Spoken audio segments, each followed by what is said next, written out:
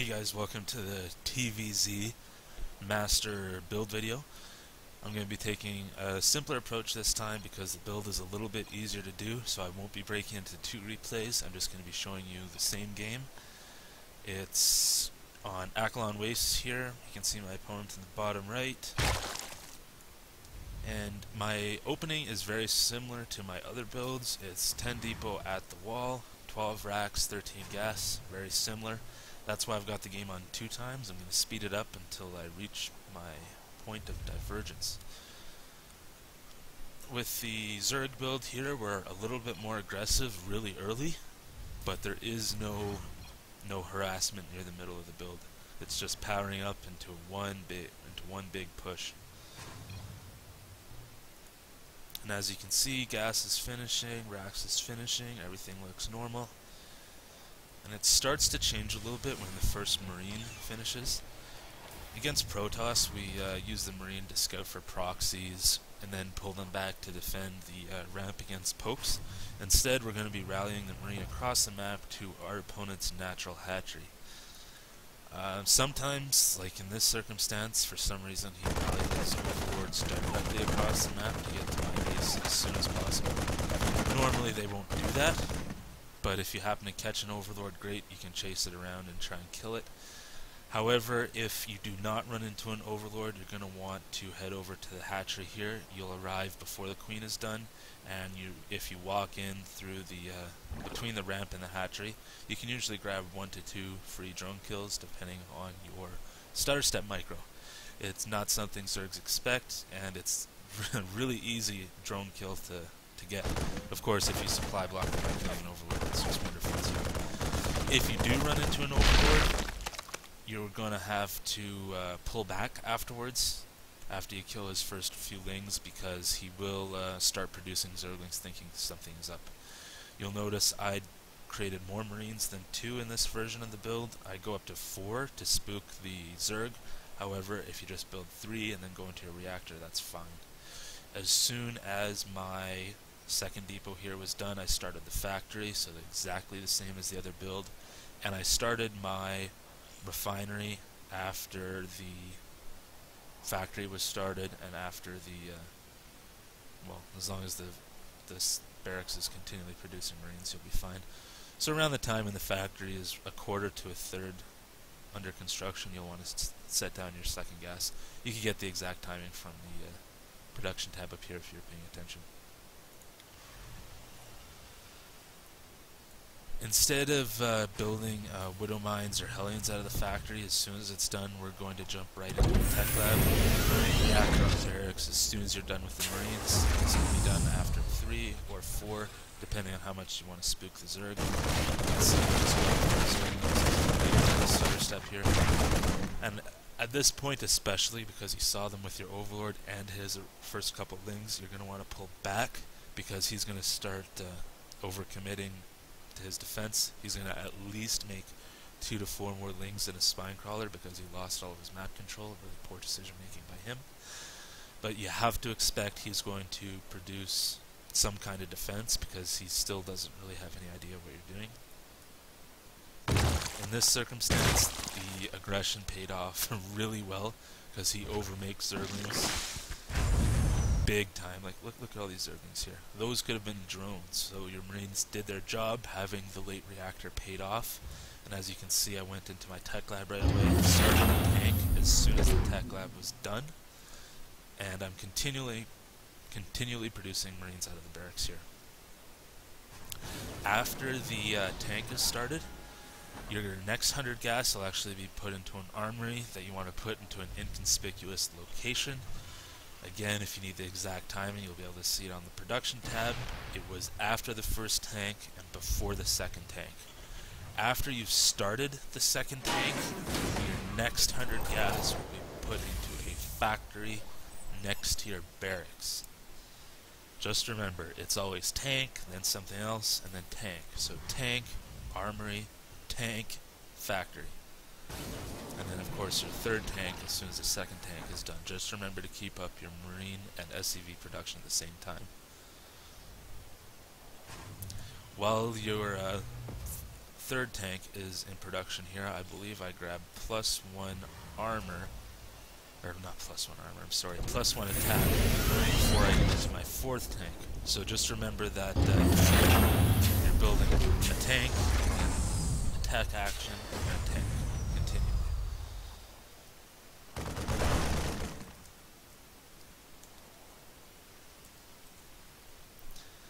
As soon as the reactor is done on, as soon as the factory is done over here, you want to switch it on to the reactor that was on the barracks. And as soon as the factory lands, you want to produce Hellbats. You want to keep these two factories going and using any additional marines to produce minerals to produce marines or SCVs. Okay. In total, you want to go up to 4 tanks, and then you want to start with Thor. I believe sometimes, I can't really remember my thought process, I'll go into 5 tanks. Consider this a mistake. You want to go for a Thor after the 4 tanks, because it will arrive just in time for his Spire timing if he's stuck on Zergling tech, and you always have to assume it's on the way. The Thor is also good against roaches, especially with the +1 attack, so it can't really hurt you either way. It's also good at protecting your marines from Zergling flanks because it moves a little bit slower. Ideally, you're going to want to move out with your 4 Hellbats, 4 tanks, marines, and SCVs. However, because I know he built all those Zerglings, I can go a little bit later and wait for a harder hitting push because of the damage that he took early. With this build, it's all about positioning. When I move out, I make sure I put my Hellbats on a separate hotkey. They have to be put ahead of me because you need to see where he's going to be making his defense, and you also need to scout his composition. Every Zerg I've fought, with the exception of 1 out of, I don't know, 50 odd games, they've either went for Zergling, Baneling, Muta, or Roach, and then maybe a few damage. The most common response by far is Baneling Muta, so you want to keep your Hellbats as far in front of your army as possible, just giving yourself enough room to retreat back if you get run over. They will absorb all the hits from the Banes and be able to splash down a lot of the Zerglings so that your marines and tanks have a much easier time with them. As well, something I didn't do very good here, you want to take 1 Hellbat or 1 Marine or 1 SCV, not one of your other more expensive units, and you want to check up flanking locations. You have to assume the Zerg is going to flank you 100% of the time. You absolutely have to presume you're going to be flanked. So I usually send a unit up here to check for some units, and sometimes I send them into the 3rd, but I see the spine crawlers here, so I begin leapfrogging forward. The initial engagement is where it gets a little bit dicey. You have to make sure you know when the Zerg is going to commit into his defense. It's really important not to get caught with your units all clumped up against Zergling Baneling. I'm going to start sieging up. And sorry, I know it's quite loud here. You won't be able to hear me very well.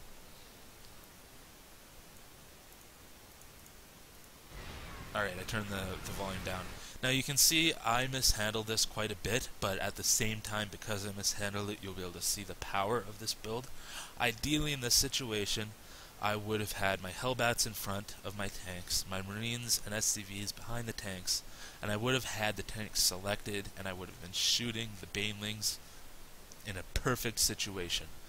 But even if you completely fail, you can still come back with this build because it's so powerful with its +1 and mech basis. So we're going to watch and see how this plays out. You can see the Banelings rush in, do a bunch of splash damage, they take out all my bio, blow down my tanks, and blow up most of my Hellbats, and I just have a small army left. That's alright. As soon as the Zerg has blowed his load, charge right up into his natural. You don't want to be pushing slow anymore because you know he made his defense, and you want to make your next position within siege range of his hatchery. In some maps, like Daybreak for example, you can take the long way around to make sure you clear out any 3rd hatchery he might have. Most Zergs will have that 3rd hatchery for larva. There won't be any drones there, but if you can get that on some maps by taking the long way around, definitely take that option. The third on this map is out of the way, and we cannot afford the time. So as you can see here, I pushed myself up the ramp within range of his natural hatchery to start laying on the pressure here. At this point, you just want to set yourself up defensively. Your tanks will do the work. Your Marines should be protecting your tanks. You want to keep a Hellbat next to your tanks, and your SCVs, of course, will be repairing.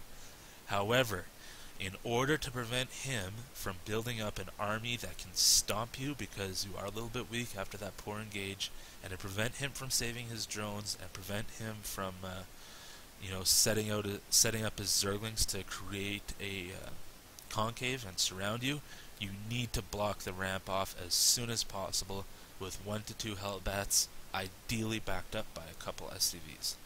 In this example, I executed it poorly and I only used 1 to 2 Hellbats. However, they still accomplished their goal by plugging that ramp, killing Zerglings that he cannot afford to lose, and giving me more time to reinforce with Marines and more Hellbats. You can see I did build my Thor, and I accidentally left it behind because it's not big enough to fit through this crevice here. Just make sure you don't leave any units behind. It was a really disgusting mistake because that Thor could have helped out a lot. A little bit embarrassing. Nevertheless, once you've solidified your position and have secured the ramp, you can move a Hellbat into the mineral line over here to stop him from mining money and kill drones. If you lost most of your Hellbat, it's most important to keep one by your tanks because they are extremely valuable at this point in time. At this point, because the Zerg has taken so much damage, it's pretty much GG. They might try hard and defend off one base. It's pretty simple. All you have to do is stay patient if you know he's only on one hatchery. Against one base Protoss or one base Zerg, Terran will always beat them because you have mules and more cost-effective units. So as you can see, the ramp block really pays off. He's not able to move his units around. And after he's gutted over here, your next stage of attack will be pushing into his main. Normally you're going to want to send a unit up to scout first so you can see what he's kind of planning. If he's planning to hold next to his lair or hatchery, you can be a little bit more aggressive. If he's planning to hold the ramp, you might want to leapfrog a little earlier. And I can see he doesn't have very much, so I just push forward and take out what I can. Zerglings and nothing on Hellbats. Especially the +1 attack on the mech, it's just absolutely devastating. And as you can see, I'm not too sure if he has a third anywhere or not, so I always leave my Hellbat on the ramp here. You have to assume 100% of the time the Zerg is going to flank you constantly. If you let that slip a little bit, you're just going to die. So make sure he's there. Don't forget your Thor, because if he has a Spire and he's trying to push that out, he's required. After the initial 4 to 5 tanks and the Thor, I usually stay producing Thors afterwards until I know for sure there's no Spire coming. And after that, it's really optional between Thors and tanks. Quite often I choose to go for the Thors. Sometimes if you float some extra minerals, like I was doing here, you can build a second barracks, or even save up and throw down a command center, although that does go quite against the spirit of the build. And just keep funneling units into his base.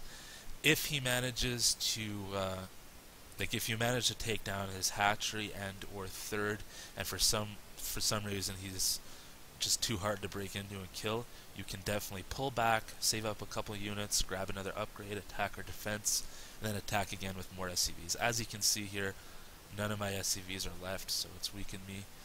So if you want to pull back and regroup, it's totally fine as long as your Zerg opponent is on one hatchery and you are on one base. You're always going to win, so you can play conservatively if you're going for a 100% win.